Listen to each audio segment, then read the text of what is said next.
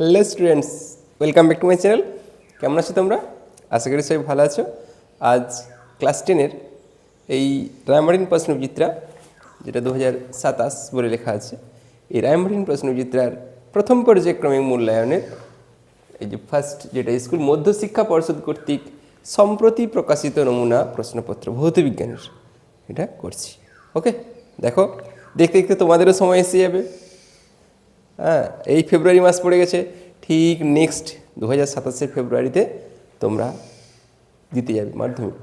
উৎসব, অনুষ্ঠান, celebration, grand finale. চলো দেরি না করে শুরু করি। দেখো, প্রথমে আছে এমসিকিউ, আর মাধ্যমিকে এমসিকিউ থাকবে 15টা, আর এখানে এমসিকিউ আছে, মানে এটা 40 নম্বর, তো সেটা 90 নম্বরে 15টা। এখানে এমসিকিউ আছে 7টা। দেখো এমসিকিউটা, প্রদত্ত কোনটি গ্রিনহাউস গ্যাস নয়? গ্রিনহাউস গ্যাস নয় কারা কারা? অনলি অক্সিজেন, নাইট্রোজেন আর হাইড্রোজেন, এরা গ্রিনহাউস নয়, বাকি সবাই গ্রিনহাউস। তার মানে কিন্তু গ্রিনহাউস মানেই সে যে ওজোন স্তরকে ক্ষয় করে, কিন্তু তা নয়। যেমন কার্বন ডাইঅক্সাইড গ্রিনহাউস, কিন্তু ওজোন স্তরকে ক্ষয় করে না। তাহলে গ্রিনহাউসটা হচ্ছে কি শুধু পরিবেশের তাপমাত্রা বাড়ায়, আর ওজোন স্তর ক্ষয় করে কারা? তারা কিন্তু পরিবেশের তাপমাত্রা বাড়াতে পারে, কিন্তু ওজোন স্তরকেও ক্ষয় করে। আর যারা গ্রিনহাউস, তারা তাপমাত্রা বাড়ালেই যে ওজোন স্তরকে ক্ষয় করবে এমন কোনো কথা নেই। এখন বলছে যে কোনটি গ্রিনহাউস গ্যাস নয়? এই তিনজনের মধ্যে কে আছে? দেখো, অক্সিজেন আছে। তাহলে অপশান হবে ডি, O2। চলো, এসটিপিতে 22.4 লিটার কার্বন মনোক্সাইডের ভর কত? দেখো, যে কোনো গ্যাসের মোলার আয়তন কত এসটিপিতে? না, মোলার আয়তন হয় 22.4 লিটার। এটা হচ্ছে মোলার আয়তন। মোলার আয়তন এটা এসটিপিতে, সবসময় এসটিপিতে, কারণ এসটিপি ছাড়া যদি টেম্পারেচার বা প্রেসার চেঞ্জ হয়ে যায়, তখন কিন্তু আয়তনটাও চেঞ্জ হয়ে যাবে। এখন মোলার ভর কার বলা আছে? Carbon monoxide. কার্বন মনোক্সাইডের সংকেত কি? সিও, ক্যাপিটাল ও। এটা কিন্তু নাহলে স্মল হয়ে গেলে কোবাল্ট। এটা সি, ক্যাপিটাল ও, সিও। এর তাহলে আণবিক ভর কত বা মোলার ভর? কার্বনের কত হয় 12, অক্সিজেনের কত 16, 12 16 কত হয় 8 আর 2 28, তাহলে 28। এর মোলার ভর হচ্ছে 28। তাহলে 28 যে এসটিপিতে যদি বলি, এসটিপিতে 28 গ্রাম সিও এর আয়তন 22.4 লিটার, আর এই 22.4 লিটারই আয়তনটা দেওয়া আছে। তাহলে ভর কত হবে? 28 গ্রাম। 28 গ্রাম, অপশান সি। সি হচ্ছে 28 গ্রাম। দেখো, কোনো রশ্মি বায়ুমাধ্যম থেকে কাঁচের স্ল্যাবে লম্বভাবে আপতিত হলে প্রতিসরণ কোণ কত হবে? দেখো, কাঁচের স্ল্যাব যখন তাদের লম্বভাবে আপতিত হবে, সে লম্বভাবেই বেরিয়ে যাবে, এক্ষেত্রে কোনো চ্যুতি হবে না। যখন লম্বভাবে আপতিত হয়, তখন আপতন কোণ কত হয়? এটা আপতন কোণ নয়। আপতন কোণ কি কাকে বলে? না, অভিলম্বের সঙ্গে যে কোণ উৎপন্ন করে, আর অভিলম্ব তো লম্বভাবেই থাকে। তাহলে সেক্ষেত্রে কোনো কি আপতন কোণ থাকলো? আপতন কোণ শূন্য। এখন কি চাইছে?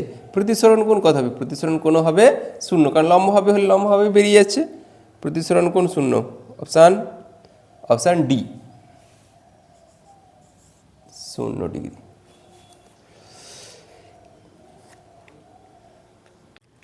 দেখো, চারের দিকেরটা এক্স রে, গামা রে এবং আলট্রাভায়োলেট রে এর ক্রমবর্ধমান শক্তির ক্রমানুসারে সাজালে, তাহলে শক্তি কার বেশি? সব থেকে শক্তি এখানে কার বেশি? গামা রে।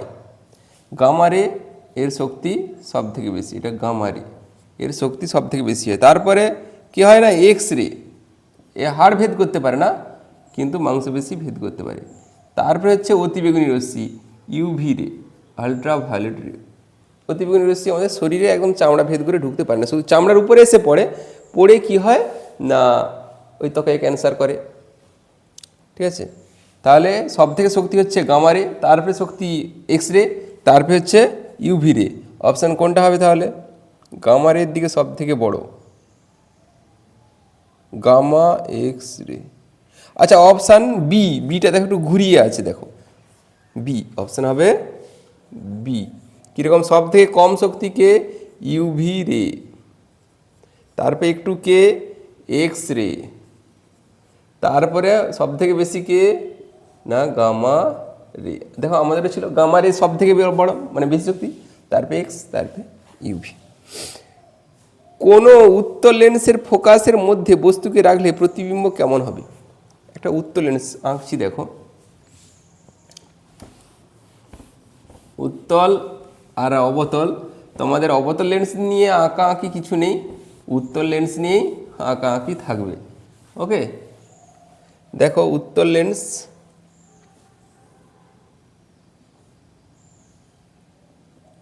এটা একটা উত্তল লেন্স। এখানে যদি এফ হয় ফোকাস, এটা হয় 2f। ঠিক এদিকেও সেম করে সমদূরত্বে, বেশি দূরত্বে গেছে সমদূরত্বে, এটা হচ্ছে এফ, এদিকে হচ্ছে 2f। ঠিক আছে, বলছে ফোকাসের থেকে কম দূরত্বে রাখলে, উত্তল লেন্সের ফোকাসের মধ্যে মানে ফোকাস থেকে মধ্যে মানে ফোকাস থেকে কম দূরত্বে, এখানে যদি বস্তুকে রাখি কি হয়? অসৎ বিবর্ধিত প্রতিবিম্ব তৈরি হয়। কেমন করে হয় একটু দেখে নাও। একটা রশ্মি এসে পড়লো, ও কোনটা দিয়ে যায়? ও যায় সবসময় ফোকাস দিয়ে বেরিয়ে যায়। ওকে, রেখাটা, হ্যাঁ এটা হচ্ছে ফোকাস দিয়ে বেরিয়ে গেল। আরেকটা রশ্মি কী হবে? আলোক কেন্দ্র দিয়ে যাবে, এটা হচ্ছে আলোক কেন্দ্র দিয়ে চলে গেল। দেখো এই যে প্রতিসরণের পর যে দুটো রশ্মি যাচ্ছে, এরা কি ক্রমশ ফাঁকা হয়ে যাচ্ছে? এরা কি মিলবে বলে মনে হচ্ছে? আদৌ না। তাহলে ওদেরকে ব্যাক করো, ডট ডট করে পিছাও, দেখো তখন মিলে যাবে পিছালে। তাহলে এই পিছিয়ে যখন মিলানো হয় তাকে বলে অসৎ প্রতিবিম্ব। এই প্রতিবিম্বটাকেও ডট ডট ডট ডট করে দেখাবে, কারণ অসৎ প্রতিবিম্ব। তাহলে দেখো কি হচ্ছে না, যেদিকে বস্তু ছিল সেই দিকেই প্রতিবিম্ব তৈরি হচ্ছে। নাহলে আমাদের প্রতিবিম্ব কোন দিকে তৈরি হয়? অন্য দিকে, যেদিকে লেন্সের যেদিকে বস্তু থাকে তার উল্টা দিকে প্রতিবিম্ব তৈরি হয়। কিন্তু ফোকাস থেকে কম দূরত্বে রাখলে প্রতিবিম্ব কী হচ্ছে? যেদিকে বস্তু আছে সেদিকেই তৈরি হচ্ছে, বস্তুর তুলনায় কী হচ্ছে? বড় হচ্ছে। সোজা, সোজাকে বিজ্ঞানের ভাষায় কী বলে? সমশীর্ষ। আর বড়কে কী বলে? বিবর্ধিত।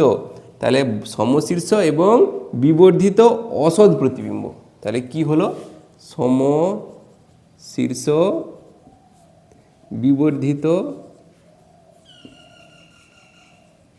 এবং অসৎ, এই তিনটি এর বৈশিষ্ট্য।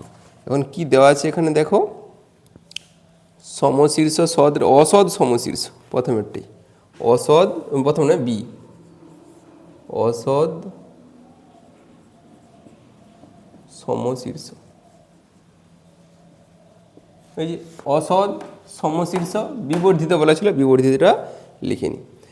6 থেকে বলেছে হ্যালোজেন মৌলদের গ্রুপের সংখ্যা।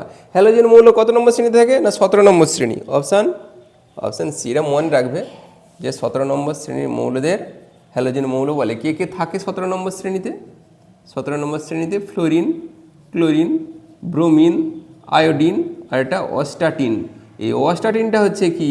তেজস্ক্রিয় হ্যালোজেন মৌল, তেজস্ক্রিয় হ্যালোজেন, এটা হচ্ছে তেজস্ক্রিয় হ্যালোজেন মৌল। তার মধ্যে সব থেকে আকার কার ছোট? ফ্লুরিন, এবং অতি সক্রিয়, তাই একে কি বলা হয়? সুপার হ্যালোজেন, সুপার হ্যালোজেন বলে। ওকে, এরপর এর তড়িৎ ঋণাত্মকতা সব থেকে বেশি, ফ্লোরিনের তড়িৎ ঋণাত্মকতা সব থেকে বেশি। তড়িৎ ঋণাত্মকতাকে আরেকটা কি বলে? তড়িৎ অপরাধর্মিতা। তড়িৎ অপরাধর্মিতাও এর অনেক বেশি। আর যত নিচের দিকে নামবো কী হবে? তড়িৎ ঋণাত্মকতা কমতে থাকবে, পরমাণুর আকার ক্রমশ বাড়তে থাকবে। চলো, জারণ ধর্ম ফ্লোরিনের সব থেকে বেশি। প্রদত্ত কোন যৌগটি আয়নীয় নয়? একটা যৌগ আমরা দেখে কি করে বুঝবো যে এটা আয়নীয় না এটা সমযোজী? যে যৌগের মধ্যে ধাতু থাকবে সেটা হচ্ছে আয়নীয়। ধাতু আবার কি করে আমরা বুঝবো? না 1 নম্বর, 2 নম্বর আর 13 নম্বর শ্রেণীর মৌল, আমরা যেগুলো আমাদের পড়ার মধ্যে, মাঝখানে আমি সন্ধিগত মৌলটা বাদ দিচ্ছি, কারণ সন্ধিগত মৌল দিয়ে যৌগটুকু দেওয়া থাকবে না। তাহলে 1 নম্বর, 2 নম্বর আর 13 নম্বর শ্রেণীর মৌলদের বলা হয় ধাতু। সেই মৌলগুলো যদি কোনো যৌগের সঙ্গে যুক্ত থাকে সেটা হচ্ছে আয়নীয় যৌগ। ওকে, তাহলে এখন 1, 2, 13তে কে কে আছে বলতে পারবে? 1, 2, 13তে একটু মনে রাখবে যে এরা হচ্ছে সবসময় আয়নীয় যৌগ গঠন করে। 1, 2 এবং 13 এই ধাতুরা যদি থাকে তারা হচ্ছে আয়নীয়। সেগুলা কে কে আমি একটু বলে দিচ্ছি। দেখো 1 নম্বর, একটু দূরে লেখা হয়েছে, 1 নম্বর শ্রেণী। 1 নম্বর শ্রেণীতে কে থাকে? হাইলিনা, এই হাইড্রোজেনটা বাদ দিয়ে, এটা ধাতু নয়, এটা গ্যাসীয়। হাইলিনা একাপটে রুবি সাজে, শেষে নতুন এসছে একটা ফ্রান্সিয়াম। তাহলে কি বললাম? হাইলিনা একাপটে রুবি সাজে। আর 2 নম্বরে কি আছে না বেরিলিয়াম মগে এমজি, মগে কাঁসর বাজে, বেরিলিয়াম মগে কাঁসর বাজে। 13 নম্বরে কি না বোরন এলো গেল ইন্ডিয়ামকে ঠেলিয়া। ওকে, এই যদি মৌলগুলা যদি থাকে তারা হচ্ছে আয়নীয়। এবার দেখো ওই মৌলগুলা এতেও আছে, বি অপশানেও আছে, সি অপশানেও আছে, আর ডিতে আছে জল। তাহলে এটি হচ্ছে সমযোজী, এটা আয়নীয় নয়। ওকে, দেখো এবার চলে এসি গ্রুপ বি, 2 দাগ। বলা আছে এমন একটি গ্যাসের নাম বা ফর্মুলা লেখো যা গ্রিনহাউস গ্যাস ও ওজোন স্তরকে ধ্বংস করে। সেটা হচ্ছে কি ক্লোরোফ্লোরোকার্বন, সিএফসি, ক্লোরোফ্লোরোকার্বন, ক্লোরোফ্লোরোকার্বন। এটা ফর্মুলা বলছে, যদি ফর্মুলা লিখি, ফর্মুলা যে কোনো একটা, হয় নাম চাইছে নয় ফর্মুলা চাইছে। এটা কি হবে না CFCl3, এটা হচ্ছে কি CFC11, CFC11, CFC দুটো হয়, একটা CFC11 হয়, একটা CFC12 হয়।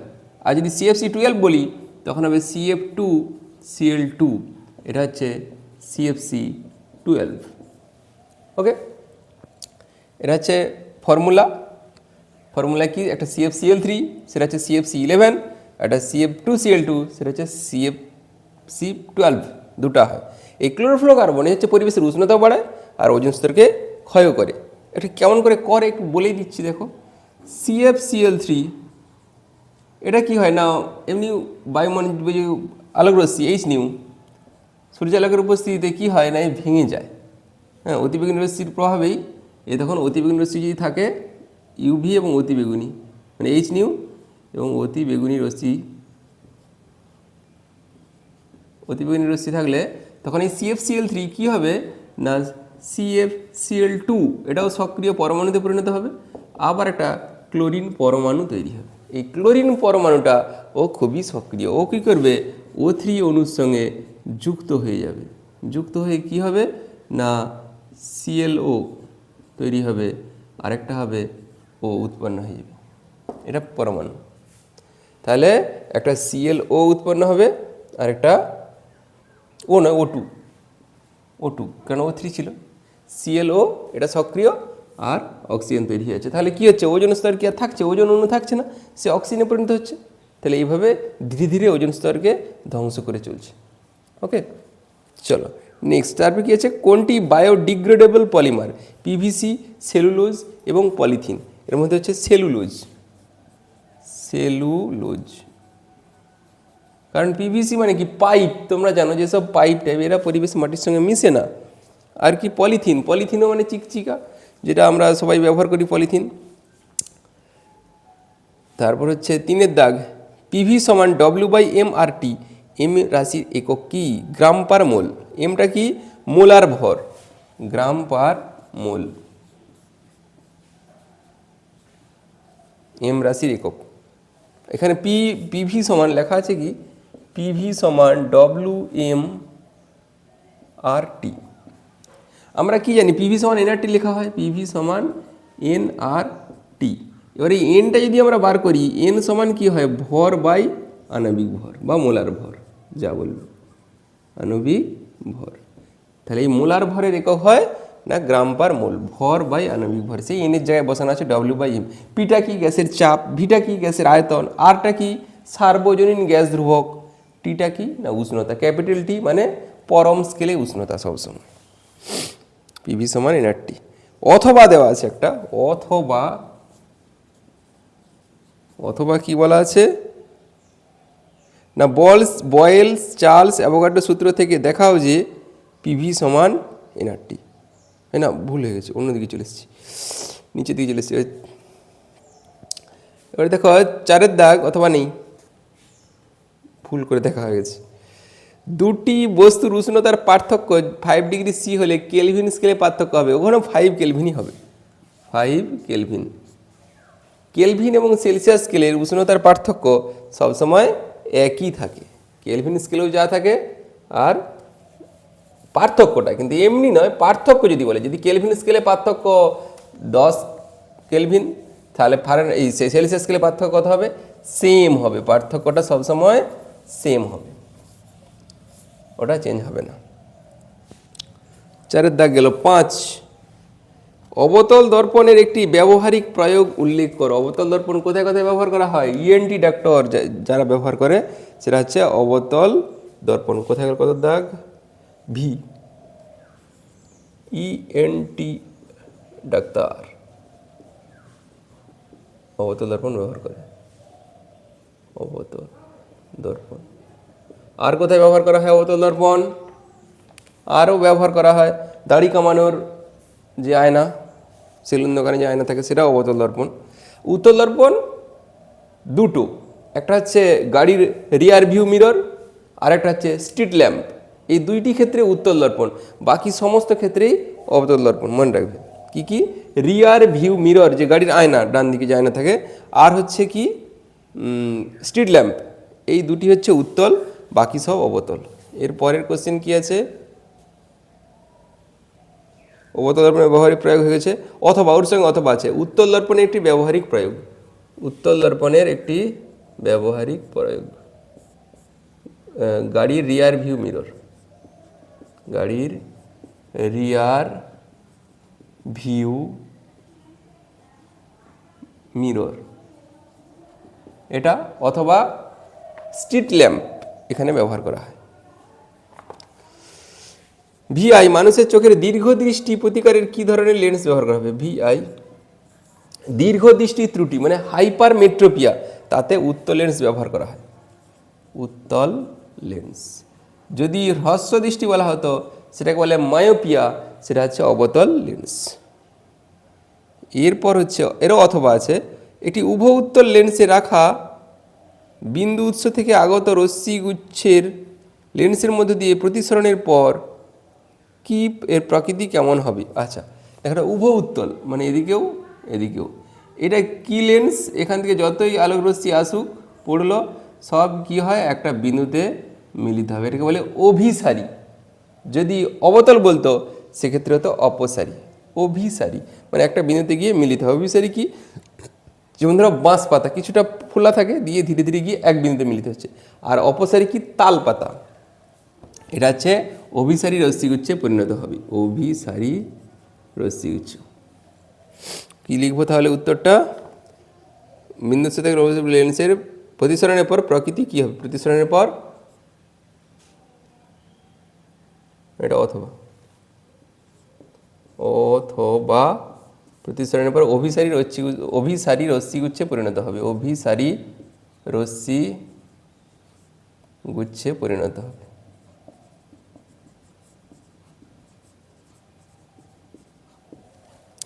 এরপর আছে শূন্যস্থান পূরণ করো। আলোক তরঙ্গের ক্ষেত্রে কম্পাঙ্ক বৃদ্ধিতে তরঙ্গের শক্তি বৃদ্ধি পায়, ভি দুটাই বৃদ্ধি পায়, ড্যাশে হবে বৃদ্ধি পায়। তারপরে কি আছে, শূন্যস্থান পূরণ করো। একটি আয়নীয় যৌগের ফর্মুলা আর ক্যাটায়ন অ্যানায়নের ক্ষেত্রে, ক্যাটায়ন অ্যানায়ন কোনোটির ক্ষেত্রেই 8টি ইলেকট্রন নেই, সেটি হলো কি, লিথিয়াম হাইড্রাইড। কত দাগ এটা? ওই অথবা নয়, 8 দাগ। 8 দাগে হচ্ছে লিথিয়াম হাইড্রাইড। এর ইলেকট্রন ডটটা একটু দেখিয়ে দিচ্ছি, দেখো এখানটাই, লিথিয়াম যুক্ত হাইড্রোজেন, এর কটা ইলেকট্রন থাকে? হাইড্রোজেন, হিলিয়াম, লিথিয়াম, শেষ কক্ষে একটা ইলেকট্রন থাকে, এরও শেষ কক্ষে একটা ইলেকট্রন থাকে। কী করলো, এই হাইড্রোজেনকে দিয়ে দিলে তখন কী হলো, এই ইলেকট্রন বিন্যাস কত? 2 1, এর ইলেকট্রন বিন্যাস কত 1, তাহলে একটা ইলেকট্রন চলে গেলে লিথিয়ামের কত হলো 2, যুক্ত হাইড্রোজেন কত হলো, দুটো ইলেকট্রন এলো 2 1 মাইনাস, শুধু মাইনাস, এটা হয়ে গেলো ইলেকট্রন বিন্যাস 2, হয়ে হলো LiH। তাহলে দেখো শেষ করে কাটা ইলেকট্রন হলো, হলো না, এটা হচ্ছে লিথিয়াম হাইড্রাইড। শেষ কোশ্চেন এই শর্ট কোশ্চেনের IX, IX-এ কী আছে না শূন্যস্থান পূরণ করা। আবার পর্যায় সারণীতে ক্ষার ধাতুদের গ্রুপের উপর থেকে নিচের দিকে নামলে আয়নাইজেশন শক্তির মান ক্রমশ হ্রাস পায়, ক্রমশ হ্রাস পাবে। এই যে ক্ষার লেখা ছিল 1 নম্বর শ্রেণী, 1 নম্বর শ্রেণীর মৌলদের বলা হয় ক্ষার ধাতু, ক্ষার ধাতু 1 নম্বর শ্রেণীর মৌল। কে কে রয়েছে তখন বলা হয়েছিল হাইড্রোজেন, হাইলি না একাপটে রুবি সাজে। যত নিচের দিকে নামবো আয়নাইজেশন শক্তি কমবে, আয়োনাইজেশন শক্তি কমবে। আয়নাইজেশন শক্তি কি বলে, আয়নন এনথালপিও বলে, আয়নীভবন বিভব বলে, যা খুশি থাক।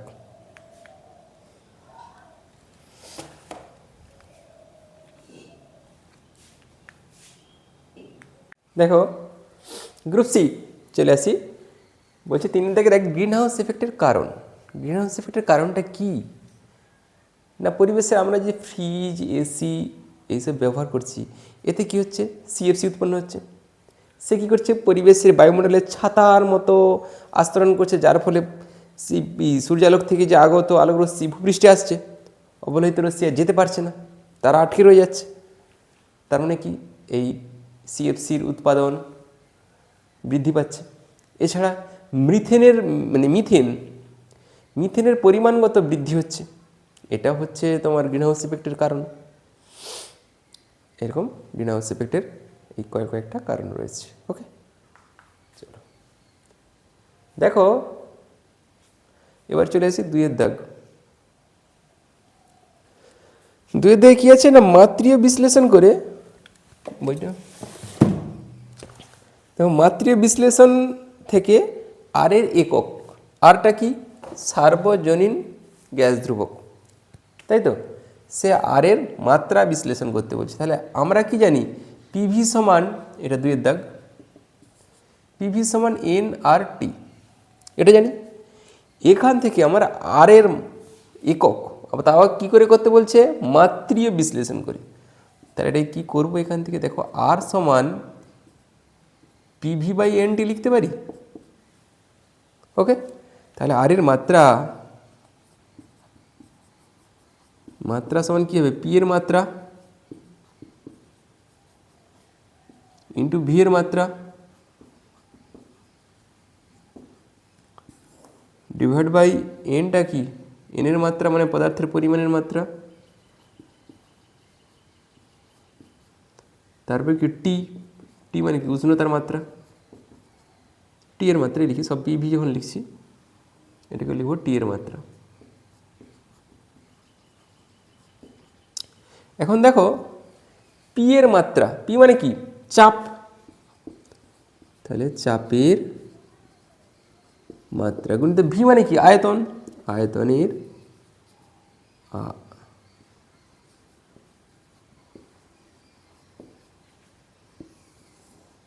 এন মানে কি পদার্থের পরিমাণ,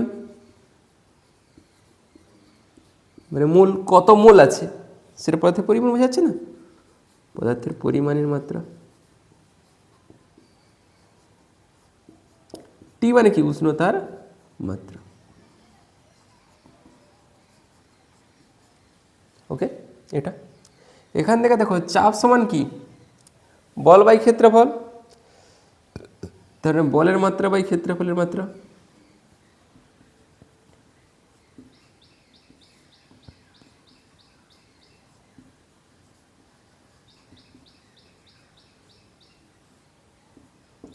ইন্টু আয়তনের মাত্রা,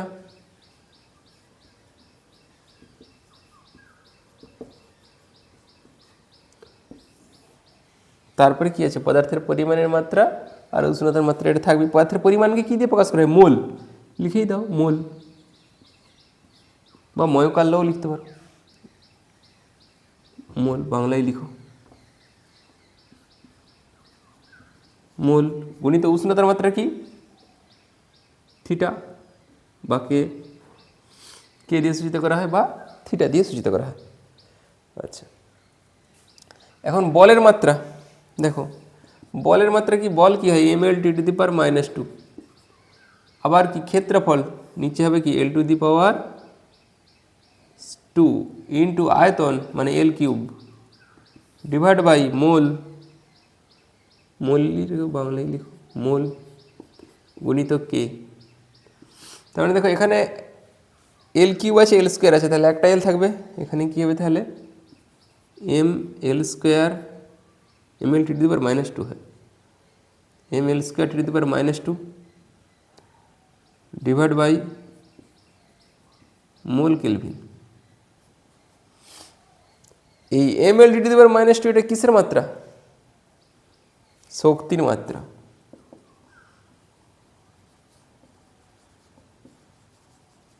শক্তির মাত্রা, আর নিচে কি মোল কেলভিন, তাহলে into mole to the power -1। আচ্ছা ময়কালো লিখি, মোল টু দি পাওয়ার -1, কেলভিনও নিচে ছিল উপরে উঠতেছে, কেলভিন টু দি পাওয়ার -1, তাই তো। তাহলে অ্যাকচুয়ালি আর এর মাত্রা এরকম হলো শক্তির মাত্রা into mole to the power -1 kelvin to the power -1, তাহলে আর এর একক,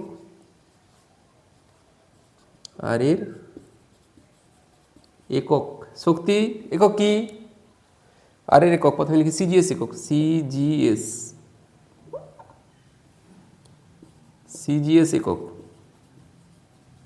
শক্তির সিজিএস একক কি আর্গ, তাহলে erg mole to the power -1 kelvin to the power -1। যদি এসে একক বলি, শক্তির এসে একক কি joule, mole to the power -1 kelvin to the power -1। বোঝা গেল? কোনো জটিলতা মনে হচ্ছে? কিচ্ছু না, একদম সিম্পল। কি ছিল পিভি সমান এনআরটি, সেখান থেকে আর বের করতে হবে। তাহলে আর সমান কি এনটিটা ওর তলায় চলে যাবে, এনটি এসে গেছে। পিটা কি, পি এর মাত্রা যা যা আছে, পিটা কি চাপ, তাই চাপের মাত্রা লেখা হয়েছে। ভিটা কি আয়তন, আয়তনের মাত্রা। এনটা কি পদার্থের পরিমাণ, টিটা কি উষ্ণতা তার মাত্রা। ব্যাস, চাপ সমান কি আমরা কি জানি বল বাই ক্ষেত্রফল, তাহলে বলের মাত্রা বাই ক্ষেত্রফলের মাত্রা। বলের মাত্রা কি M L T to the power -2, ক্ষেত্রফল কি বাহু স্কোয়ার মানে দৈর্ঘ্য স্কোয়ার এল স্কোয়ার। আয়তন কি দৈর্ঘ্যের কিউব মানে দৈর্ঘ্য গুণিত প্রস্থ গুণিত উচ্চতা হয় তো, তাহলে এল কিউব। তাহলে এখানে এল স্কোয়ার এখানে এল কিউব, কাটাকাটি করলে কী হবে উপরে একটা এল থেকে যাবে, সেই এলটা এই এল এর সঙ্গে গুণ হয়েছে, তাহলে এল স্কোয়ার হয়েছে M L square to the power -2। নিচে কী ছিল মোল কেলভিন যেমন আছে মোল, তাহলে কী হচ্ছে শক্তির মাত্রা কী হচ্ছে মোল to the power -1 K two the power -1। তাহলে এখন আর এর একক সিজিএস একক হয় কি শক্তির সিজিএস একক আর্গ, তাই জন্য আর্গ লেখা হয়েছে। এসে একক জুল, তাই জুল লেখা হয়েছে। ওকে, বুঝতে পেরেছো তো? তোমাকেই বলছি, যদি কোনো প্রবলেম থাকে অবশ্যই কমেন্ট করবে, ঠিক আছে?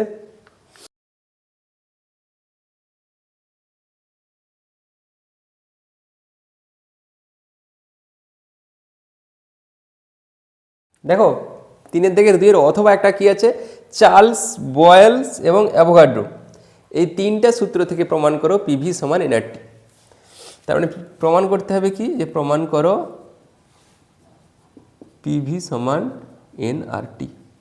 এইটাকে কি বলে আদর্শ গ্যাস সমীকরণ। যদি বলে আদর্শ গ্যাস সমীকরণ প্রতিষ্ঠা করো, তাও পিভি সমান এনআরটি। দেখো একদম সহজ, প্রমাণটা করছি।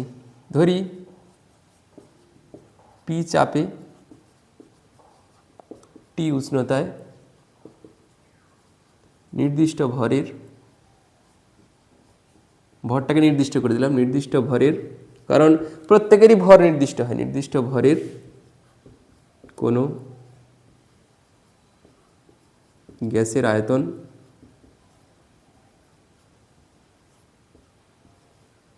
ভি ও ওই গ্যাসের মোল সংখ্যা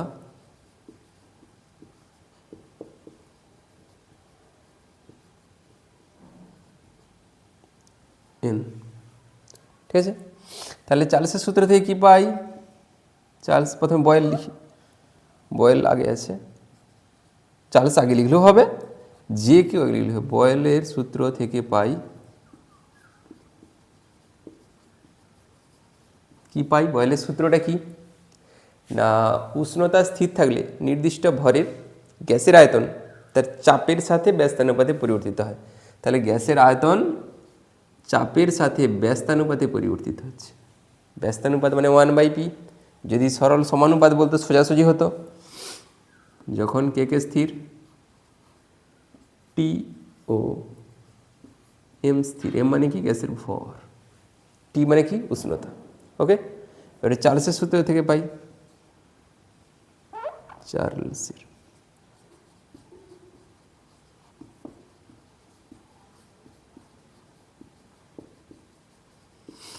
চার্লসের পরম স্কেলের সূত্রটা কি আছে না, স্থির চাপে নির্দিষ্ট ভরের কোনো গ্যাসের আয়তন তার পরম উষ্ণতার সমানুপাতিক।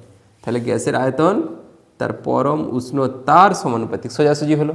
সেটা ব্যস্তানুপাতিক ছিল, নিচে হয়েছে কে কে স্থির যখন পি ও এম স্থির। এখন আরেকটা কে আছে? অ্যাভোগাড্রো।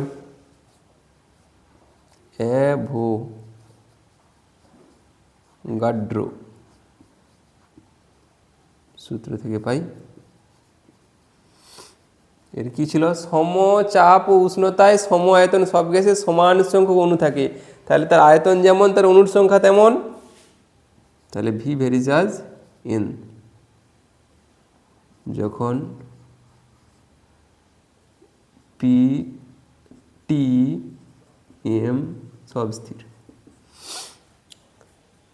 এবার দেখো এই তিনটা যে ভেদ আছে, এই তিনটা ভেদকে একসঙ্গে লিখলে কি হয়? যৌগিক ভেদের উপপাদ্য। তাহলে যৌগিক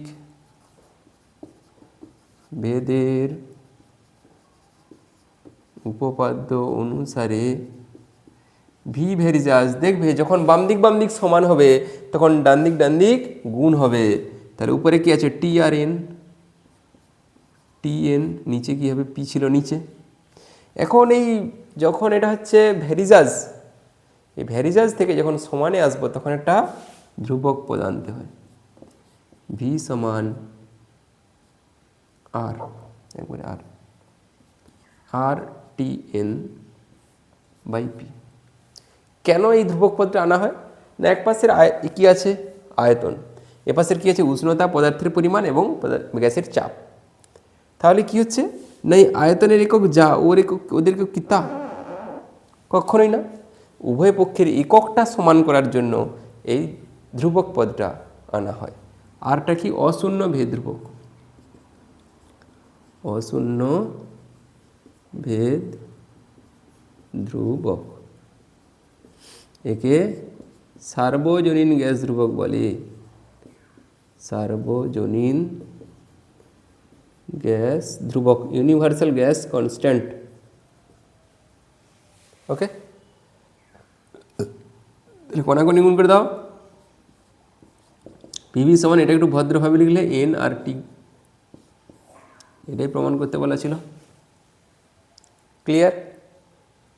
কিছুই না, বয়েলের সূত্র থেকে কি পাই, চার্লসের সূত্র থেকে কি পাই, আর অ্যাভোগাড্রোর সূত্র থেকে কি পাই।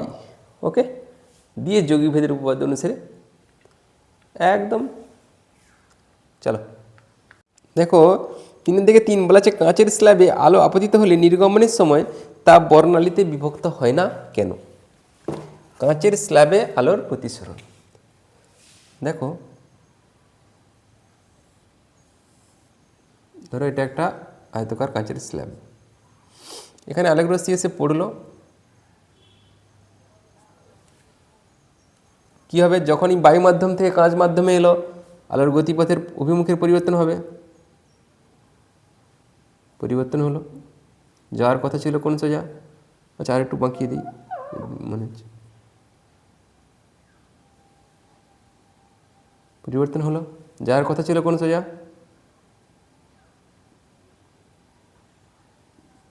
এই সোজা যাওয়ার কথা ছিল, বাঁকছে। আবার কি হচ্ছে না, কাঁচ মাধ্যম থেকে বায়ু মাধ্যমে আসছে, তার মানে আবার পরিবর্তন হবে।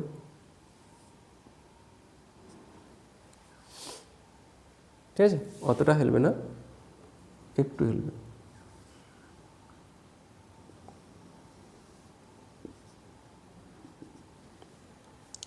ঠিক আছে, তাহলে কি হলো, আলোক রশ্মি এলো, কাঁচ মাধ্যমে প্রবেশ করলো, গিয়ে আবার কাঁচ মাধ্যম থেকে বেরিয়ে গেল। তাহলে এক্ষেত্রে কি হচ্ছে দেখো, আপতিত রশ্মি এবং প্রতিসৃত রশ্মির মানে নির্গমন রশ্মি, যেটা প্রতিসৃত এটাও নির্গমন রশ্মি, এরা পরস্পর সমান্তরাল, তাই এদের বিভক্ত হচ্ছে না। এবং কেন সমান্তরাল হচ্ছে সেটা একটু দেখিয়ে দিচ্ছি। দেখো এটা কি টানতেছি, অভিলম্ব, এটার উপরে অভিলম্ব একটা, এটার উপরে অভিলম্ব একটা, এই তলের উপরে অভিলম্ব হবে, এই তলের উপরে অভিলম্ব হবে। ধরো এ বি সি ডি একটি আয়তাকার কাঁচ ফলক, এখন পি কিউ রশ্মি এসে এডি তলে প্রতিফলিত, এবি তলে আপতিত হয়ে কিউ আর পথে প্রতিসরণের পর আর এস পথে বিসি তল থেকে নির্গত হয়েছে বায়ু মাধ্যমে আবার। তাহলে বায়ু মাধ্যম থেকে কাঁচ মাধ্যমে, কাঁচ মাধ্যম থেকে আবার বায়ু মাধ্যমে। যখন বায়ু মাধ্যম থেকে কাঁচ মাধ্যমে এলো, এখন লিখেই ফেলি, ধরি এ বি সি ডি আয়তকার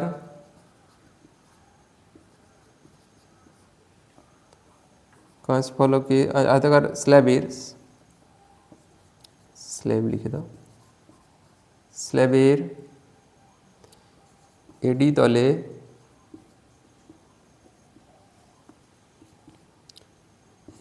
তলে লেখাই হচ্ছে বায়ু মাধ্যম থেকে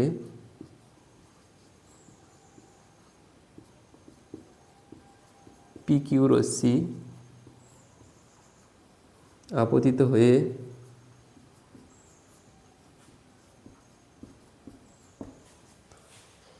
কিউ আর পথে প্রতিসরণের পর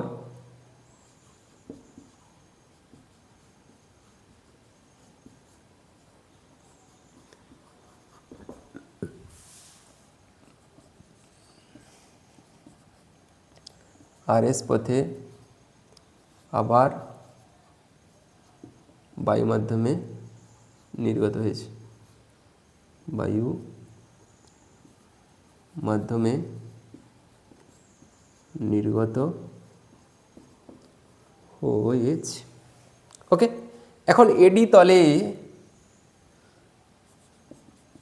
তলে প্রতিসরণের সময়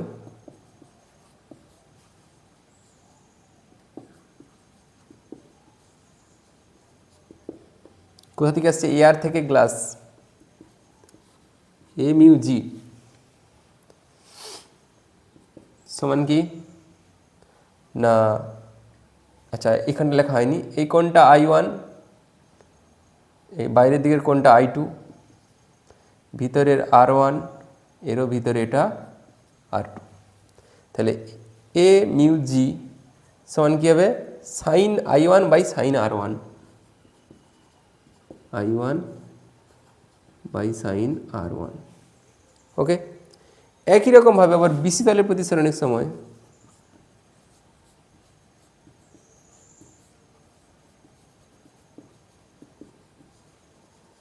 তখন কি হচ্ছে, জি থেকে মানে গ্লাস থেকে এয়ারে আসছে,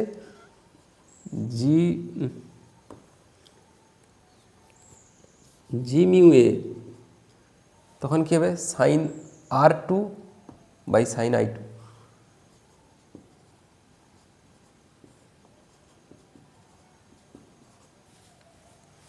ঠিক আছে, এখন আমরা কি জানি, এ মিউ জি সমান 1 বাই জি মিউ এ, উল্টে যায়। তার মানে এ মিউ জি মানে কোনটা, এইটা sign I1 by sine R1 সমান কি 1 বাই জি মিউ এ মানে কোনটা, এইটা sign R2 by sine I2, এটা লেখা হয়েছে। এরা কি ঘুরবে, বা sign I1 by sine R1 সমান sign I2 by sine R2। এখন দেখো R1 আর R2 সমান কেন? না এই অভিলম্ব আর এই অভিলম্ব পরস্পর অভিলম্ব লম্ব, লম্ব মানে কি এরা পরস্পর সমান্তরাল, আর কিউ আর ভেদক, তাই তো? তাহলে কি হচ্ছে R1 ও R2 একান্তর কোণ, এরা সমান। তাহলে বা সাইন I1 সমান সাইন I2, ব্যাকেটে লিখবে যেহেতু R1 সমান R2 এরা একান্তর কোণ।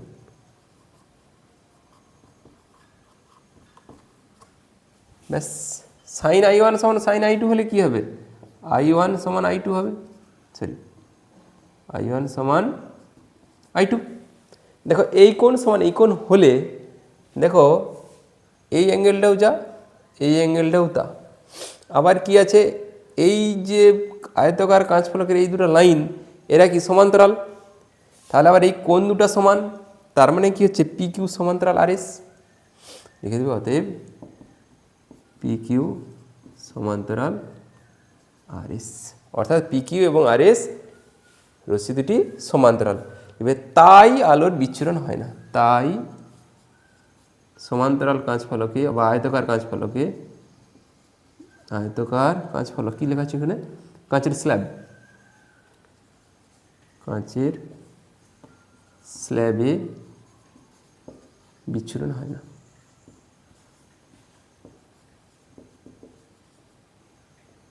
হয় না, ওকে চলো। তিনের দাগের অথবা কি আছে না, দিনের বেলায় আকাশ নীল দেখায় কেন, যেটা আকাশের নীলিমা বলি। এটা কি না, যাদের তরঙ্গ দৈর্ঘ্য কম তাদের বিক্ষেপণ ক্ষমতা বেশি। না র্যালের সূত্র থেকে কি জানি না, আই ভ্যারিজাজ 1/λ⁴, এটা র্যালে বলে গেছে। আইটা কি বিক্ষেপণ ক্ষমতা, ল্যামডাটা কি, ল্যামডাটা হচ্ছে তরঙ্গ দৈর্ঘ্য। তাহলে নিচে যদি বেশি হয় এর মান কম হবে, এটা হরের হরটা যদি কম হয়, তাহলে হরটা যদি বেশি হয় তাহলে আয়ের মান কমবে, হর যদি কম হয় তখন আয়ের মান বাড়বে। তার মানে ল্যামডার মান কমলেই আয়ের মান বাড়বে। ল্যামডাটা কি তরঙ্গ দৈর্ঘ্য, তরঙ্গ দৈর্ঘ্য কম কার, সব থেকে কম বেগুনি, তারপরে একটু বেশি নীল, তাই তো? তাহলে যাদের তরঙ্গ দৈর্ঘ্য কম তাদের বিক্ষেপণ ক্ষমতা বেশি হবে। এই বেগুনি নীল এদের তরঙ্গ দৈর্ঘ্য অনেক কম হয়, এদের বিক্ষেপণটা প্রচুর হয়, এবং নীল আলো আমাদের চোখে সুবেদী, তাই আমরা নীলটাই বেশি দেখি, বেগুনিটা কম দেখি। এ কারণেই আমরা আকাশকে নীল দেখি। ওকে,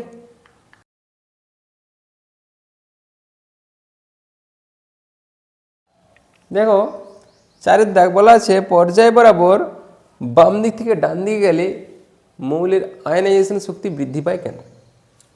খেয়াল করো, বাম দিক থেকে ডান দিকে যাচ্ছে, ধরো হিলিয়াম, লিথিয়াম, বেরিলিয়াম, অনেকটা পরে গিয়ে boron, carbon, nitrogen, oxygen, fluorine, neon, এটা দ্বিতীয় পর্যায়ের কেস। এখানটা আছে কি গ্রুপ ডি। এখন এই lithium, beryllium, boron, carbon, nitrogen, fluorine, neon যখন যাচ্ছে ওদিকে, এর পরমাণু ক্রমাঙ্ক কত? 3, 4, 5, 6, 7, 8, 9, 10, এটাই তো। যখন পরমাণু ক্রমাঙ্ক বৃদ্ধি পাচ্ছে তার মানে কি, তার নিউক্লিয়াসে প্রোটন সংখ্যা বৃদ্ধি পাচ্ছে। এটা যদি নিউক্লিয়াস হয়, এর বাইরের কক্ষের ইলেকট্রনকে যত প্রোটন সংখ্যা বৃদ্ধি পাবে সে তত বেশি বলে আকর্ষণ করবে, তখন এই আকর্ষণ বলের মানটা বৃদ্ধি পাবে। তখন কি হবে না, শেষ কক্ষ থেকে একটা ইলেকট্রনকে বের করতে বেশি শক্তির প্রয়োজন। তাই যত বাম দিক থেকে ডান দিকে যাব তত আয়নাইজেশন শক্তি বা আয়নন এনথালপি বৃদ্ধি পাবে। কেন? আরেকবার বলছি, দেখো যত পর্যায় বরাবর বাম দিক থেকে ডান দিকে যাচ্ছি দেখো পরমাণুর ক্রমাঙ্ক বৃদ্ধি পাচ্ছে। পরমাণুর ক্রমাঙ্ক বৃদ্ধি পাওয়া মানে কি, নিউক্লিয়াসে প্রোটন সংখ্যা প্লাস চার্জের পরিমাণ বাড়তিছে। এই প্রোটন সংখ্যা যতই বৃদ্ধি পাবে তত কি হবে, সর্ববহিস্থ কক্ষের ইলেকট্রনকে বেশি বলে আকর্ষণ করবে। ফলে বেশি বলে আকর্ষণ করলে সেই ইলেকট্রনটিকে নিউক্লিয়াসের আকর্ষণ বলের বাইরে নিয়ে যেতে বেশি শক্তির প্রয়োজন। তাই আয়নাইজেশন শক্তি বৃদ্ধি পায় যত বাম দিক থেকে ডান দিকে যাব। ওকে,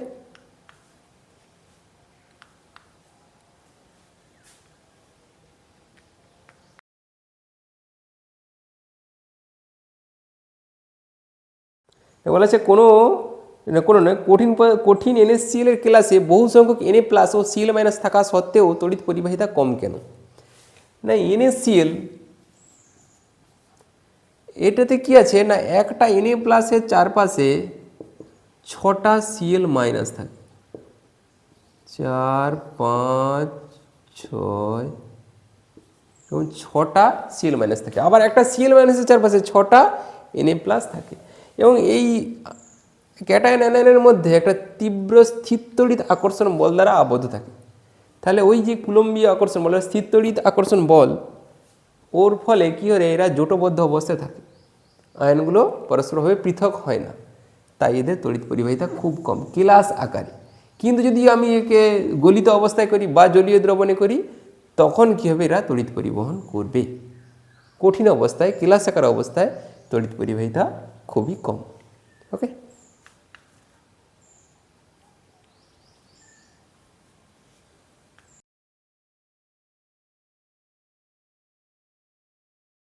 চিহ্নের দাগেরই অথবা আছে আয়নীয় যৌগের ক্ষেত্রে আণবিক ভরের পরিবর্তে সংকেত ভর কতটা বেশি প্রযোজ্য কেন? কারণ এই আয়নীয় যৌগের পৃথকভাবে অণুর অস্তিত্ব নেই।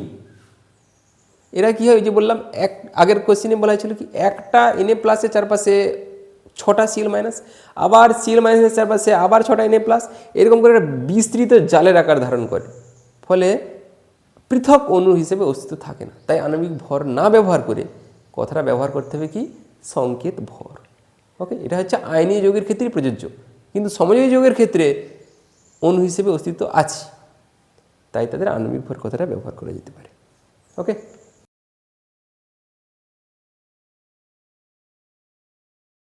দেখো এই HCl আর NH3 লুইস ডট অঙ্কন করতে বলছে। লুইস ডট ডায়াগ্রাম, এরা কি আয়নীয় না সমযোজী আগে বুঝতে হবে।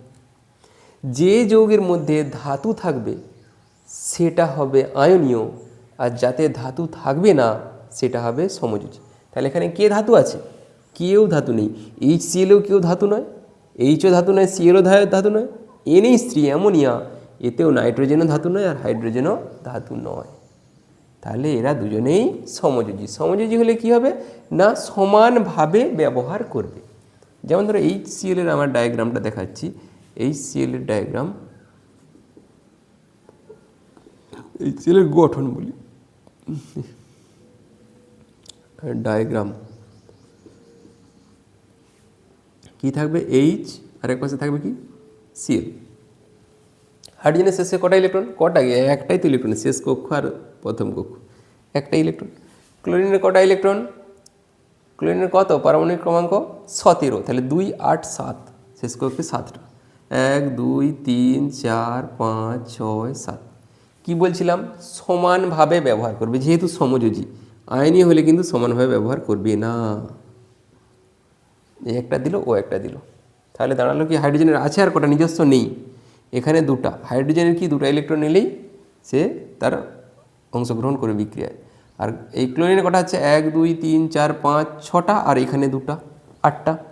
তাহলে ও অষ্টক পূর্তি করছে। তাহলে হচ্ছে কি না H, এখানে দুটো ইলেকট্রন, Cl এর আছে 6টা, 1 2 3 4 5 6। এদেরকে জোড় জোড় আকারে লিখলাম কারণ এরা নিঃসঙ্গ ইলেকট্রন জোড়। ঠিক এতটা যদি আমি ঘিরে দিই, দেখো ওর 8টা হয়ে গেছে, এর এতটা ঘিরে দিলে এর হচ্ছে 2টা। এই যে ঘিরে দেওয়া হচ্ছে এটাকে কি বলে? Electron cloud. তাহলে এই যেখানটা ইন্টারসেকশান, মানে যে দুজনেই ব্যবহার করছে যে জায়গাটা, সেই জায়গাটাতে বন্ধন হবে দুটা ইলেকট্রনে একটা বন্ধন। কটা ইলেকট্রন আছে? এখানে দুটাই আছে। আর Cl, এই যে নিঃসঙ্গ ইলেকট্রন জোড় যারা ব্যবহার হয়নি তাদেরকে দেখাতে হবে, আর যারা ব্যবহার হয়ে গেছে লাইন। চলো, এটা গেল HCl। এবার হচ্ছে NH3 অ্যামোনিয়া, N মাঝখানে, এপাশে একটা H দাও, এপাশে একটা H দাও, এপাশে একটা H দাও। হাইড্রোজেনের শেষে কটা ইলেকট্রন আমরা জানি? একটা। নাইট্রোজেনের এমনি পরমাণু ক্রমাঙ্ক মানে ইলেকট্রনের সংখ্যা কত? 7। তাহলে থাকছে কটা? 2 5, 5টা, 1 2 3 4 5। ওকে, তাহলে একটা দিল, এ একটা দিল, এ একটা দিল, ও একটা দিল, ঠিক এখানেও এ একটা দিবে, এ একটা দিবে, তাহলে দেখো এই নাইট্রোজেনের পড়ে আছে কটা, দুটা, আর এদিকে আছে কটা চারপাশে, দুটার পরে তিনটা, চারটা, পাঁচটা, ছটা, সাতটা, আটটা, নাইট্রোজেনের আটটা হয়ে যাচ্ছে। আর হাইড্রোজেনের তো দুটা হলেই হয়ে যায়, ব্যাস। তাহলে কোনো ধরো নেই, এই দুটা ব্যবহার হয়নি, তারা পড়ে আছে এখানে, আর এখানে ব্যবহার হবে, এখানেও ব্যবহার হবে, এখানেও ব্যবহার হবে। তাহলে এটা হচ্ছে হাইড্রোজেনের ইলেকট্রন ক্লাউড, এটাও হাইড্রোজেনের ইলেকট্রন ক্লাউড, এটাও, আর এটা হচ্ছে নাইট্রোজেনের ইলেকট্রন ক্লাউড। তাহলে দাঁড়ালো কি, নাইট্রোজেন একটা নিঃসঙ্গ ইলেকট্রন জোড় রয়ে গেল, তাকে বলে লোন পেয়ার, একটা হাইড্রোজেন, একটা হাইড্রোজেন, এখানে একটা হাইড্রোজেন, ঠিক এরকম আকারে লেখানো হয়। এটা হচ্ছে এর গঠনটাকে বলে টেট্রাহেড্রাল, এই নাইট্রোজেন অণুর গঠনটা এরকম। তোমরা সোজাসুজিও লিখতে পারো, মানে এরকম এন লিখে এরকম হাইড্রোজেন, হাইড্রোজেন, এখানে একটা হাইড্রোজেন দিয়ে নিঃসঙ্গ ইলেকট্রন জোড়, এটা লিখলেও হবে। ওকে, চলো দেখো বলা আছে এসটিপিতে 4-1, আমি আসছি গ্রুপ ডিতে, গ্রুপ ডি 4-1। এসটিপিতে একটি গ্যাসের 112 ml আয়তনের ভর 0.22 গ্রাম। গ্যাসটির ওই নমুনায় কতগুলি অণু আছে? আচ্ছা, আমরা কোনো এসটিপিতে 1 মোল গ্যাসের মোলার ভর কত? 22.4 লিটার। 1 মোল গ্যাসের মোলার ভর, কোনো গ্যাসের মোলার ভর, গ্যাসের মোলার ভর কত? 22.4 লিটার। এই লিটার থেকে এমএলে আসতে পারবো? এই যে এমএল দেওয়া আছে, না 1000 দিয়ে গুণ করতে হয়, গুণিত 1000 ml সমান কী হবে? 2, 2, 4, দুটা শূন্য হবে ml। কেন না, এই একটা দশমিক, ওর জন্য একটা শূন্য বাদ হয়ে গেছে, তাহলে এত ml। এখন হচ্ছে ওই গ্যাসটির নমুনায় অণুর সংখ্যা। এখন দেখো এখানে একটা ভর দেওয়া আছে, কি দেওয়া আছে না 112 ml আয়তনের ভর 22 গ্রাম বলা আছে। এখন আমরা কি জানি, এই যে এত ml, কোনো 1 মোলার ভর, সরি কোনো গ্যাসের মোলার আয়তন, এটা ভর নয়, এটা আয়তন, মোলার আয়তন। এই মোলার আয়তনে অণুর সংখ্যা 6.022 × 10⁻23। এত ml কোনো গ্যাসের অণুর সংখ্যা 22400 ml গ্যাসে অণুর সংখ্যা 6.022 × 10⁻23। এটা এসটিপিতে, আর এটা দেওয়া ছিল এত ml এর ভর, এটা দেওয়া আছে, ঠিক আছে। তাহলে 1 ml গ্যাসের অণুর সংখ্যা 6.022 × 10⁻23 বাই ওই 224, দুটা শূন্য, আর আমার চাইছে কত? 112 ml অণুর সংখ্যা 6.022 × 10⁻23 গুণিত 112 ডিভাইড বাই 224, দুটা শূন্য। 112 দিয়ে যদি কাটি, 112 2 × 224, দুটা শূন্য। 2 দিয়ে যদি কাটি এটা 100, এটাকে 2 দিয়ে কাটলে 3.011। 100 মানে কি? দুটা শূন্য, দুটা শূন্য এখান থেকে কমিয়ে দাও, 3.011 × 10⁻21। তাহলে এই 112 ml অণুর সংখ্যা কত না, ওই 3.011 × 10⁻21টি অণুর সংখ্যা কটি আছে? গ্রাম আণবিক ওজন, গ্রাম আণবিক ওজনটা বের করতে বলছে, মানেই মোলার ভর। মোলার ভর কত না, তাহলে এর আণবিক ভরটা বার করতে হবে। আণবিক ভর কী করে পাবো না, এত ml এর ভর এত গ্রাম, আবার এই 22.4 লিটারের ভর কত, মানে একটু কষতে হবে, উপর দিকটা মুছতেছি, যে ওই 112 ml গ্যাসের ভর কত 0.22 গ্রাম। 1 ml এর ভর কত? 0.22 বাই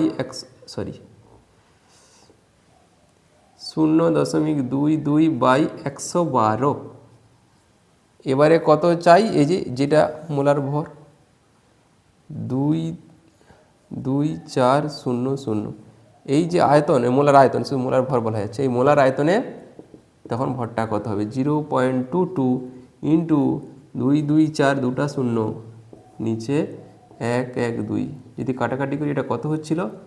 200, গুণ করে দাও, 2 দুগুণে 4, 2 দুগুণে 4, দুটা শূন্য, কটার আগে দশমিক হবে? দুটার আগে, কেটে দাও। তাহলে এর আণবিক ভর মানে গ্রাম আণবিক ওজন।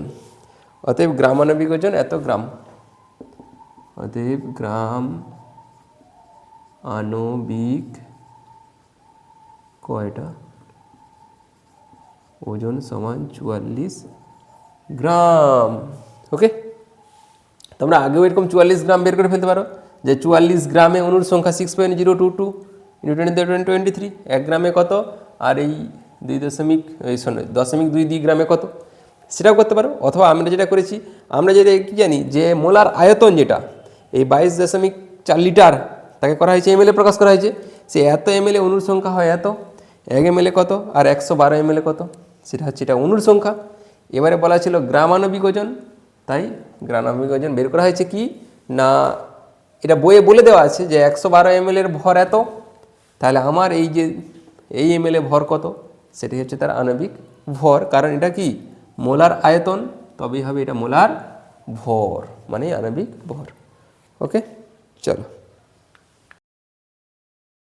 ওরই অথবা চারিদিকে দিয়ে অথবা বলছে বাস্তব গ্যাসগুলি আদর্শ গ্যাসের আচরণ থেকে বিচ্যুত কেন? বাস্তব গ্যাসের কি বলা আছে? একটা হচ্ছে আকর্ষণজনিত ত্রুটি, একটা হচ্ছে আয়তনজনিত ত্রুটি। আকর্ষণজনিত ত্রুটি মানে কি? বলা হয়েছে বাস্তব গ্যাসের মধ্যে কি গ্যাস অণুগুলির মধ্যে নিজস্ব একটা আকর্ষণ বল ক্রিয়া করে, ভ্যান ডার ওয়ালস আকর্ষণ বল। কিন্তু আদর্শ গ্যাসের ক্ষেত্রে বলা আছে অণুগুলির মধ্যে কোনো আকর্ষণ বল ক্রিয়া করে না।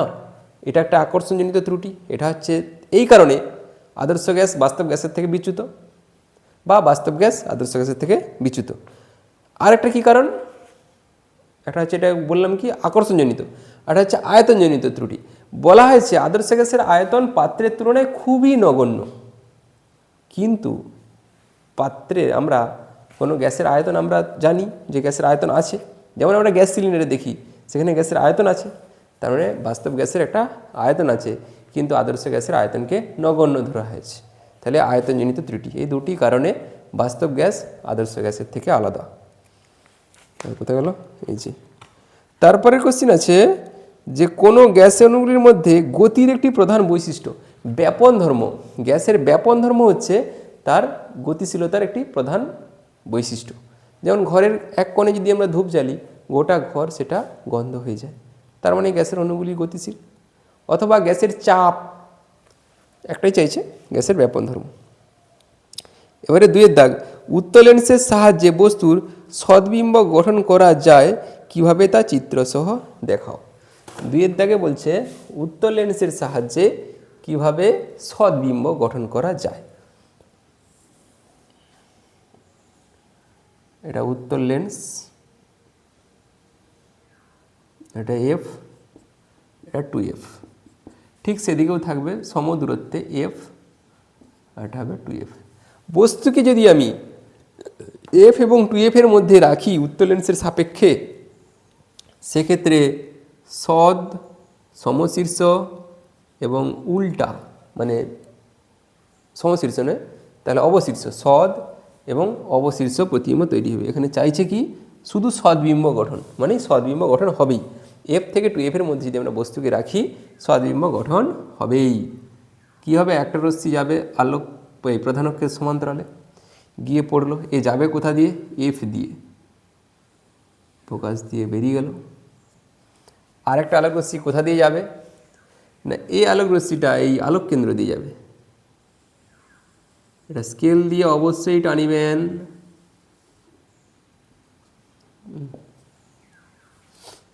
ঠিক আছে, তাহলে কোথায় ছেদ করছে? এই জায়গাটায়, তীর চিহ্নটা ভুল জায়গায় দেখা গেছে।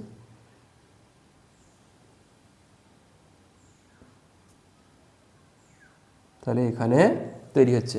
তাহলে কি হলো না, আলোকরশ্মিটি প্রতিফলন বা প্রতিসরণের পর একটি নির্দিষ্ট বিন্দুতে মিলিত হচ্ছে, তাহলে এক্ষেত্রে সদ্বিম্ব। আর যদি মিলিত না হতো, কোনো বিন্দু থেকে অপসৃত হচ্ছে বলে মনে হতো, তখন হতো অসদ্বিম্ব। তাহলে এখানে সদ্বিম্ব তৈরি হয়েছে। তাহলে বস্তুটা কি হচ্ছে, মানে প্রতিবিম্বটা তো কী হচ্ছে না, বস্তুর আকারের থেকে বড়, আর কি অবশীর্ষ, আর কি সদ। একটু নাম দিয়ে দিবে, এটা দেবে পি কিউ, এটা দেবে পি ডট কিউ ডট। একটু লিখবে, পি কিউ হলো বস্তু ও পি ডট কিউ ডট হলো তার প্রতিবিম্ব, তার সদ্বিম্ব।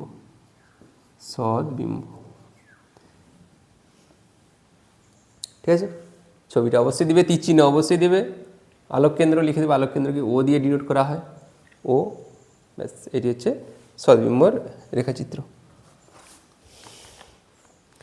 এটাই চাইছিল। হ্যাঁ, এরপরে বলা আছে অথবা কিভাবে উত্তল লেন্সকে বিবর্ধক কাঁচ রূপে ব্যবহার করা যায়, তাও আবার ছবি এঁকে দেখো। বিবর্ধক কাঁচ, উত্তল লেন্সকে বিবর্ধক কাঁচ রূপে অবশ্যই ব্যবহার করা হয়। সেক্ষেত্রে তখন বস্তুকে কোথায় রাখা হয়, এফ এবং আলোক কেন্দ্রের মাঝে, মানে ফোকাস এবং আলোক কেন্দ্রের মাঝে। অর্থাৎ এটাও বলতে পারো যে ফোকাস থেকে কম দূরত্বে রাখলে। অথবা আছে যে বিবর্ধিত কাঁচ অথবা বিবর্ধক কাঁচ হিসেবে ব্যবহার কি করে হচ্ছে, আবার দেখো।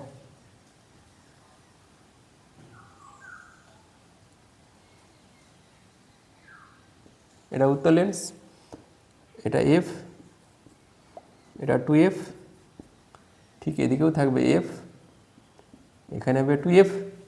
বস্তুকে কোথায় রাখবো, এফ থেকে কম দূরত্বে, মানে আলোক কেন্দ্র এবং ফোকাসের মাঝে বস্তুকে রাখবো। রাখলে কী হবে, একটা রশ্মি কী হয়, প্রধান অক্ষের সমান্তরালে সে গিয়ে পড়ে, সে যাবে কোথা দিয়ে, ফোকাস দিয়ে, প্রতিসরণের পর বেরিয়ে গেল ফোকাস দিয়ে। আর একটা রশ্মি কোথা দিয়ে যাবে না, আলোক কেন্দ্র দিয়ে যাবে,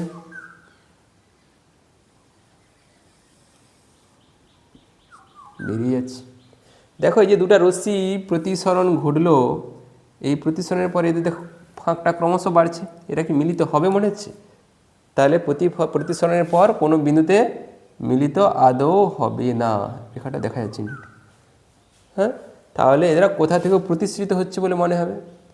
তখন তাহলে এটাকে পেছাও, স্কেল দিয়ে সব করবে। আলোর সবসময় সরলরেখায় চলে, স্কেল দিয়ে না করলে ভুল, কেটে দেবে। এটা অসৎ প্রতিবিম্ব, তো তাই আমি ডট ডট ডট ডট করে দেখালাম। তাহলে এক্ষেত্রে বিবর্ধন হয়েছে, যা ছিল তার থেকে অনেক বড় হয়েছে। তাহলে এটি হচ্ছে বিবর্ধক কাঁচ হিসেবে ব্যবহার। P Q, P dot Q dot, ঠিক আছে, লিখবে পি কিউ হলো বস্তু, এখানে বস্তুকে ফোকাস এবং আলোক কেন্দ্রের মাঝে রাখা হয়েছে। বস্তুকে ফোকাস ও আলোক কেন্দ্রের মাঝে রাখা হয়েছে।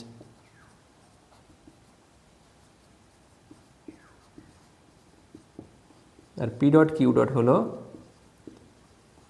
প্রতিবিম্ব, অসৎ প্রতিবিম্ব বলতে পারো, অসৎ প্রতিবিম্ব বা এমনি প্রতিবিম্ব বলতে পারো। এক্ষেত্রে উত্তল লেন্সকে বিবর্ধক কাঁচ হিসেবে ব্যবহার করা হয়েছে। বিবর্ধক কাঁচ হিসাবে ব্যবহার করা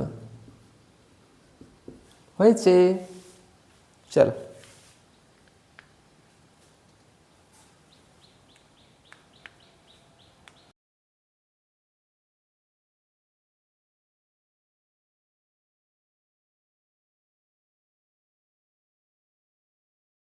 তিনের দাগ বলা আছে উত্তল লেন্সের আলোক কেন্দ্র কাকে বলে? আলোক কেন্দ্র,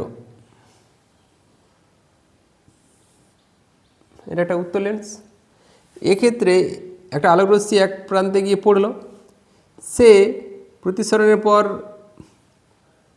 তার ডিরেকশন চেঞ্জ করলো, দিয়ে আবার পরের পৃষ্ঠ থেকে সেই আপতিত রশ্মির সমান্তরালে নির্গত হলো। সেক্ষেত্রে প্রধান অক্ষকে যে বিন্দু ছেদ করবে সেটাই হবে আলোক কেন্দ্র। এই ও হচ্ছে আলোক কেন্দ্র। ওকে, এটা চাইছিল। আলোক কেন্দ্র বলতে কি বুঝো? ছবি এঁকে দেখাও, ছবি আঁকবে। কোন ক্ষেত্রে মানে কোনো ক্ষেত্রে কোনো লেন্সের বস্তুর দূরত্ব দেওয়া আছে 30 সেমি, প্রতিবিম্বের দূরত্ব দেওয়া আছে 60 সেমি, রৈখিক বিবর্ধন কত? রৈখিক বিবর্ধন সমান রৈখিক বিবর্ধন সমান কি প্রতিবিম্বের দূরত্ব বা দৈর্ঘ্য, এটা কি দূরত্ব না দৈর্ঘ্য দেওয়া আছে? এটা দূরত্ব। প্রতিবিম্বের দূরত্ব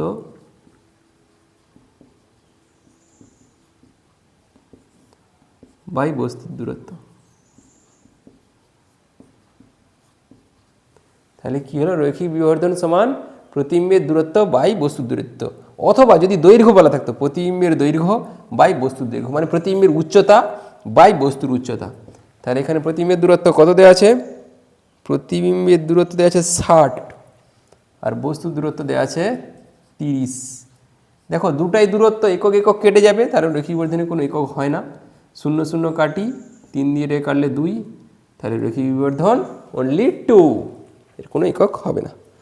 ওকে, এরপরে কোশ্চেন আছে গ্রুপ 1 ভুক্ত মৌলদের ক্ষার ধাতু বলে কেন?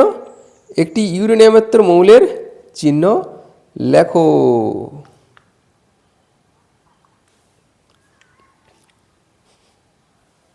দেখো ক্ষার ধাতু কি না, আচ্ছা কত 1 নম্বর গ্রুপ, 1 নম্বর গ্রুপে কে কে থাকে? এটা কতর ইয়ে আইভি, আইভি 1 নম্বর গ্রুপটা কি আছে না? হাইলি না একাপটে রুবি সাজে, আর শেষে হয় একটা ফ্রান্সিয়াম, এটা তেজস্ক্রিয়। তাহলে হাইলিনা একাপটে রুবি সাজে 1 নম্বর মৌলদের ক্ষার ধাতু বলা হয় কেননা এরা জলের সঙ্গে যুক্ত হয়ে ক্ষার উৎপন্ন করে। কি বললাম? এইসব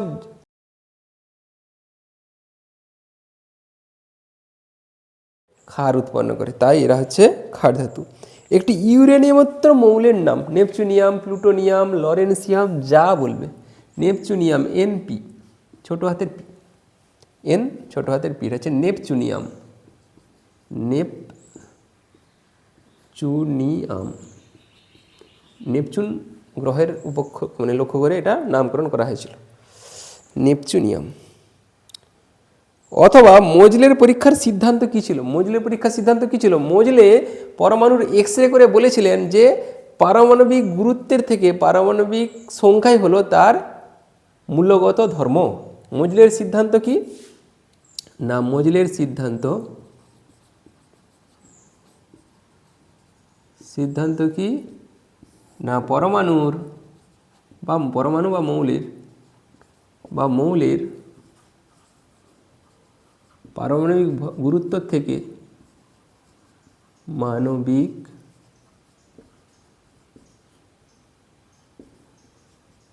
গুরুত্বের থেকে পারমাণবিক